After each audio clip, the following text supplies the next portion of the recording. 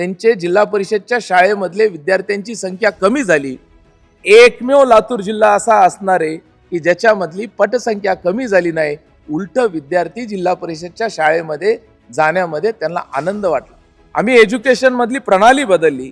आम्ही hi tech education त्या ठिकाणी निर्माण करून दिलं. डिजिटल एज्युकेशन निर्माण करून दिलं. महाराष्ट्रात मध्ये मागच्या 25 वर्षामध्ये काँग्रेस पक्षाची ज्यावेळेस जिल्हा परिषद होती, एज्युकेशनसाठी जास्तीत जास्त वर्षाला 1 कोटी ते 1.5 कोटी रुपये तरतूद करायची.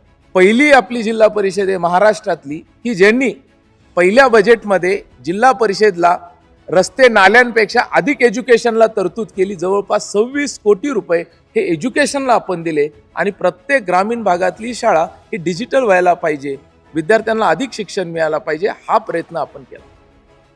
त्यामुळे एज्युकेशन हे ग्रामीण भागातलं मजबूत राहायला पाहिजे. ग्रामीण भागातला विद्यार्थी शिकला पाहिजे.